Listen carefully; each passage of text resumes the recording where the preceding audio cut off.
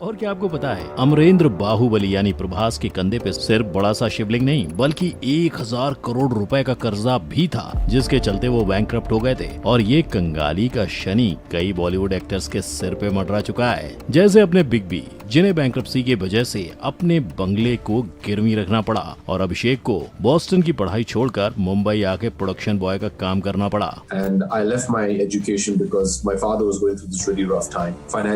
इससे तो यही बात सामने आती है कि बॉलीवुड के सितारे जितने चमकीले होते हैं, कई बार उतना ही अंधेरा उनके बैंक अकाउंट में छाया हुआ होता है। इसका एक एग्जाम्पल ये भी है। मेरे पास पैसे नहीं थे, so I remember Rajiv called me and gave me money for my किराया of my house। क्या ये रावण जैसी बिग बजट फिल्म बनाने का नतीजा था, जिससे बॉलीवुड का रईस भी गरीब हो गया? वेल, सिर्फ इस सवाल का ही नहीं, इनके और इन सब के बैंकरप्सी की पूरी कहानी सुनाएगा।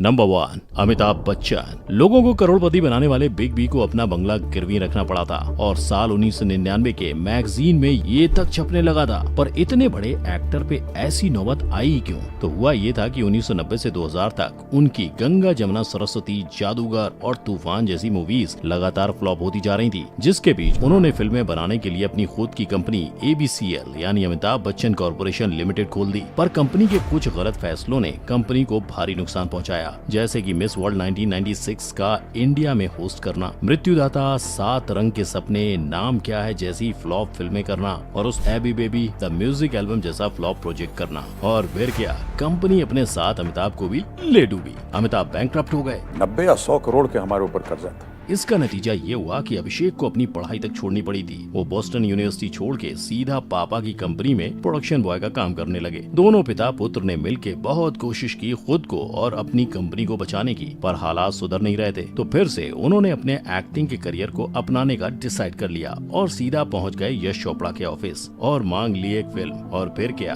अमिताभ अपने फैंस के बीच एक बार फिर मशहूर हो गए। बिग बी को इसी दौरान कौन बनेगा करोड़पति की भी अपॉर्चुनिटी मिली, जिसकी वजह से वो अपने सारे कर्जे चुकाकर उससे बाहर निकले। नंबर 2, शाहरुख खान। कि मेरा एक सपना था, वो मैंने जीते जी पूरा कर लिया। शाहरुख खान का सपना था रावण, इसीलिए तो आज से 10 साल पहले जब बेस्ट कास्ट के साथ 40 करोड़ में फिल्म बनाई जाती थी, वहाँ शाहरुख ने अपनी फिल्म के लिए 150 करोड़ लगा दिए थे, जिससे उनकी जेब तक खाली हो गई थी। लेकिन दिवाली पर जब ये फिल्म रिलीज हुई, शाहरुख खान का दिवाला निकल गया। छन से जो टूटे कोई सपना, जग सुना सुना लागे, जग सुना सुना लागे। इस मूवी के फ्लॉप होने की 2 असल वजह थी। एक, हाल ही में रावण के डायरेक्टर अनुभव सिन्हा ने ये खुलासा किया कि बॉलीवुड इंडस्ट्री खुद नहीं चाहती थी कि शाहरुख का ये बड़ा प्रोजेक्ट सक्सेसफुल हो, और दूसरा, इंडिया की ऑडियंस उस वक्त इन जैसी थोड़ा रोमांस और थोड़ी कॉमेडी मूवीज देखने में बिजी थी, तो उनकी larger than life science fiction लोगों के दिल को नहीं भाई, और बेचारे शाहरुख खान कंगाल हो गए। हालांकि उन्होंने इस सब के बावजूद हार नहीं मानी, क्योंकि उन्होंने इससे बुरा टाइम भी देखा है। जब वो इंडस्ट्री में नए नए आए थे, घर का रेंट भरने के पैसे ना होने पर लोगों ने उनकी काफी मदद की थी। खैर, इससे पहले की इतिहास खुद को दोहराता, उन्होंने डॉन 2 और जब तक है जान जैसी फिल्में की और खुद को नीलाम होने से बचा लिया। Number 3, R Madhavan. जब वो पिक्चर रिलीज हुई और पिक्चर खत्म हुई तो सब उठकर ताली मारने लगे, और कुछ 10 मिनट तक लगातार उन्होंने ताली मारा। जी हाँ, कैंस 2022 में आर माधवन की रॉकेटरी फिल्म को देखकर 10 मिनट तक तालियां बजती ही रही थी। पर आज जिस फिल्म की वजह से आर माधवन और हमारा भारत देश विदेश में पहचाना जा रहा है, उस फिल्म को लिखने, डायरेक्ट करने और उसे प्रोड्यूस करने में आर माधवन मानो कंगाल हो चुके थे। और ऐसी खबरें आ रही थी कि उन्होंने अपने घर तक को इस फिल्म को बनाने के लिए दांव पे लगा दिया था, क्योंकि 2017 में रिलीज विक्रम वेदा के बाद 2 साल तक उन्होंने कोई बड़ी फिल्म नहीं की थी, और वो कुछ करते उससे पहले कोविड आ गया। वहीं इस सब के दौरान 10 सालों से आर माधवन रॉकेटरी की मेकिंग में लगे पड़े थे। मूवी में उनके अलावा कोई बड़ा स्टार नहीं था, और शायद उसके लिए उनके पास पैसे भी नहीं थे, जिसके चलते मदद के तौर पर हिंदी डब रॉकेटरी में शाहरुख खान और तमिल डब रॉकेटरी में सूर्या ने फ्री में काम किया। वो आए, हिंदी और इंग्लिश में एक्टिंग की, उन्होंने मुझे मतलब totally free. Same thing with Surya, he flew with his entire crew from Chennai to Bombay. उन्होंने कहा कि खान साहब को डिस्टर्ब मत करो, वो जब शूट कर रहे हैं उसके बाद या पहले मैं शूट कर लूंगा।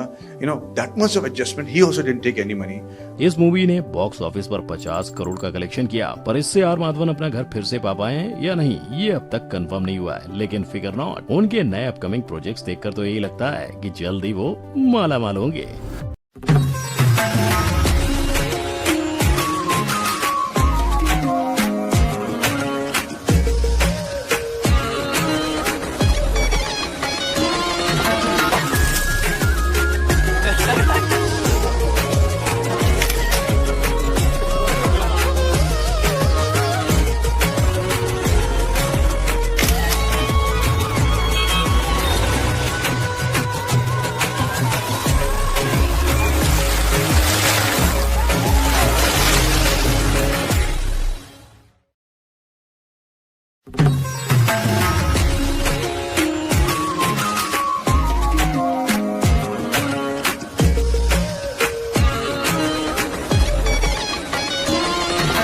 नंबर 4, सैफ अली खान। वाह नहीं, हाउ कहते होंगे सैफ, क्योंकि 2011 में पापा पटौदी के मरने के बाद सैफ पे जिम्मेदारी आई खानदानी 800 करोड़ की विरासत पटौदी पैलेस को फिर से वापस पाने की। असल में पटौदी पैलेस को मंसूर अली खान पटौदी ने निवराना होटल्स के मालिक नाथ और फ्रांसिस को लीज पे दिया था, जिन्होंने सैफ को जब चाहिए उनका पैलेस वापस देने का प्रॉमिस किया था। पर जब फ्रांसिस के गुजरने के बाद सैफ ने पैलेस वापस मांगा, उन लोगों ने सैफ से बहुत से पैसे मांग लिए। Aman and Francis used to run that. Francis passed away now. So he said, you know, if you ever want it back, let me know. And I said, I want it back.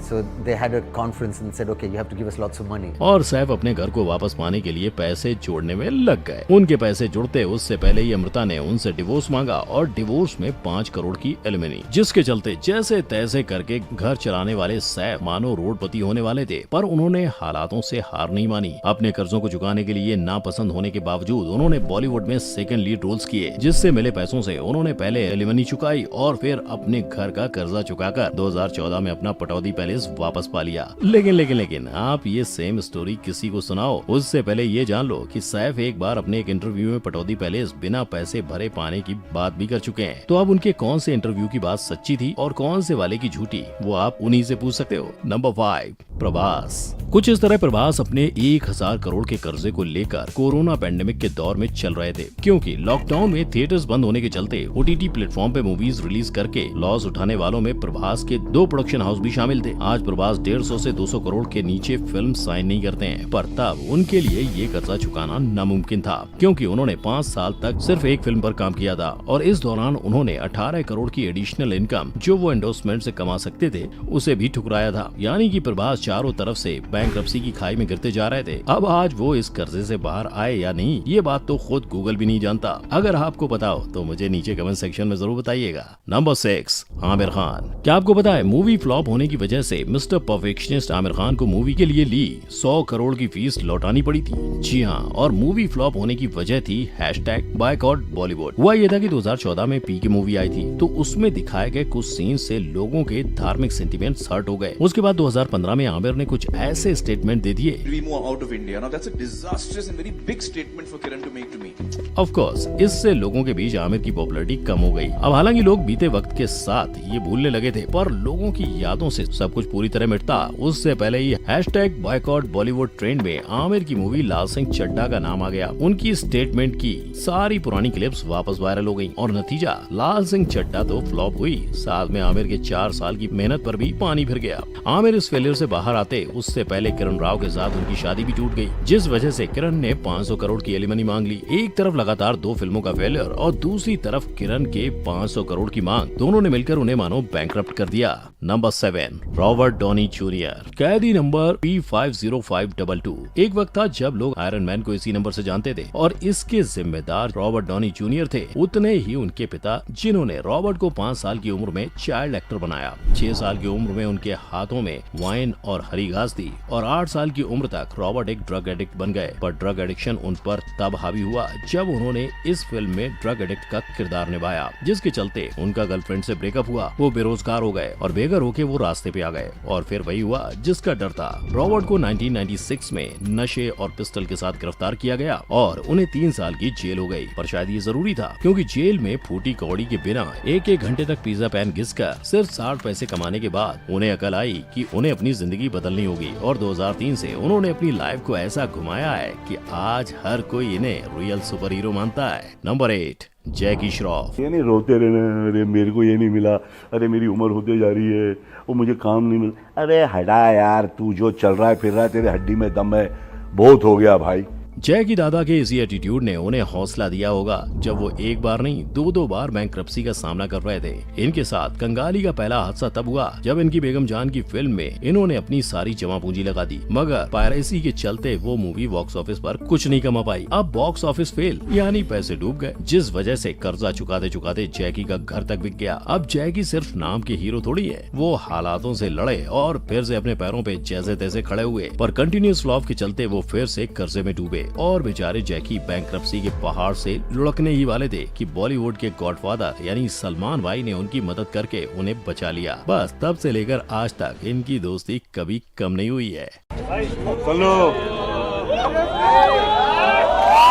दोस्ती के नाम पर सल्लू भाई ने सिर्फ जैकी श्रॉफ को ही नहीं, प्रीति जिंटा और गोविंदा जैसे कई और एक्टर्स को फाइनेंशियल हेल्प की है। और जहां एक तरफ भाईजान ने कईयों की जिंदगी संवारी है, कुछ ऐसे भी एक्टर्स हैं जिनकी जिंदगी भाईजान ने उजाड़ भी दी है। आई बटन पर क्लिक करके जानिए कौन थे वो जिनको भाईजान से पंगा भारी पड़ा। वीडियो पसंद आया तो लाइक, शेयर, कमेंट और चैनल को सब्सक्राइब करना